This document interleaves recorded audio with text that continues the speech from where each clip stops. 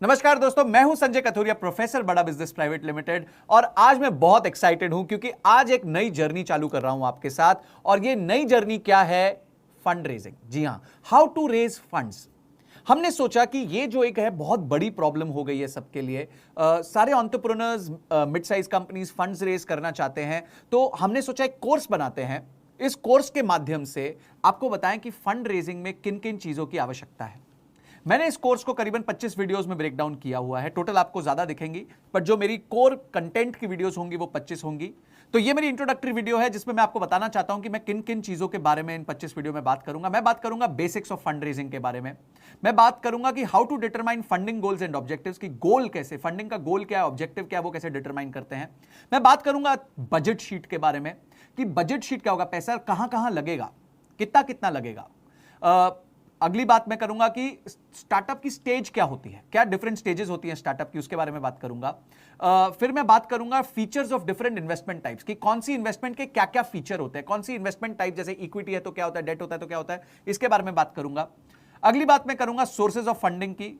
Sources of funding के मेरे को करीबन करीबन मैं 3 पार्ट में उसकी बात करूंगा, तो 3 वीडियोस आपको मिलेंगी सोर्सेज ऑफ फंडिंग के अराउंड। उसके बाद आपको जो अगली वीडियो मिलेगी वो मिलेगी steps in process of fund raising. जी हां, कि क्या क्या स्टेप्स होते हैं प्रोसेस में, कि क्या प्रोसेस होगा, स्टेप 1 क्या होगा, उसका स्टेप 2 क्या होगा, स्टेप 3 क्या होगा, उसके स्टेप्स के बारे में एक वीडियो मिलेगी। उसके बाद आपको मैं बताऊंगा कि बूटस्ट्रैपिंग क्या होता है। फंडिंग के दौरान आपको पहले बूटस्ट्रैप करना पड़ता है। बूटस्ट्रैप का मतलब है खुद के पैसे से अपने बिजनेस को खड़ा करना। जी हां, खुद के पैसे से खड़ा करना, एक्सटर्नल फंड्स ना लेना, इसको कहते हैं बूटस्ट्रैपिंग। तो मैं एक वीडियो में आपको बूटस्ट्रैपिंग के बारे में बताऊंगा। फिर मैं आपको बताऊंगा कि इन्वेस्टर्स को पिच कैसे करते हैं। फिर मैं आपको बताऊंगा कि प्रोटोटाइप क्या होता है जब आप इन्वेस्टर्स को पिच करते हैं।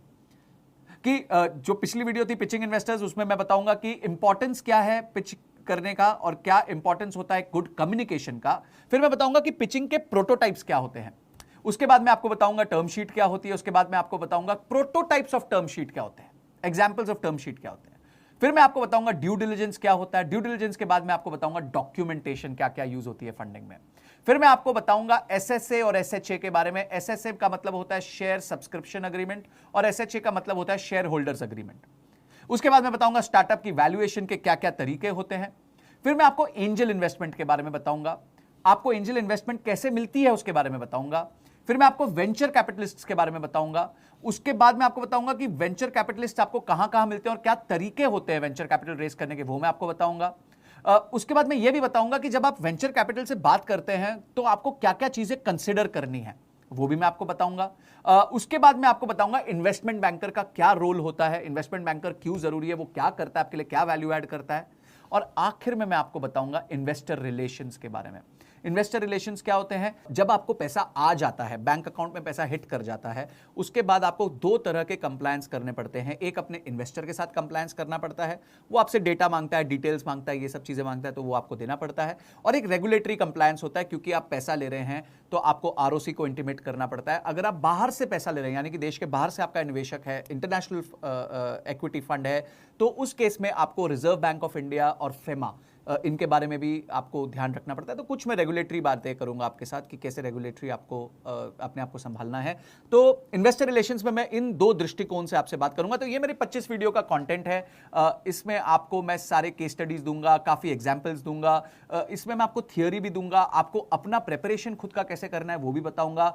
तो जैसे कि फ्लाइट में हमेशा कहते हैं, सिट बैक, रिलैक्स, एंजॉय। इस कोर्स को एंजॉय कीजिए। इस कोर्स को एंजॉय करने के साथ साथ अपने नोट्स जरूर बनाइएगा। इसके साथ मैं आपको रीडिंग मटेरियल और एमसीक्यू जरूर दूंगा, पर आपको अपने नोट्स बनाने हैं, आपको अपना खुद के क्यूरेशन करनी है कि आपको मेरा कोर्स कहां कहां काम आ रहा है, कहां कहां पे आप उसका फायदा उठा सकते हैं, कैसे आप कौन सी स्टेज पे अटके हुए हैं इस पूरी फनल के, फंड रेजिंग के फनल के, और कहां पे ये कुछ आप ट्रिक्स लगा के, टेक्निक्स लगा के जो है आप अपने फंडिंग को कंप्लीट और क्लोज कर सकते हैं। तो दोस्तों बहुत अच्छा कोर्स होने वाला है ये, बहुत एंजॉय करेंगे आप और बहुत लर्न करेंगे आप, और बहुत इंप्लीमेंटेबल सिंपल स्ट्रेटजीज के थ्रू आपको ये कोर्स में मैं थियरीज दूंगा और प्रैक्टिकल एग्जांपल्स दूंगा।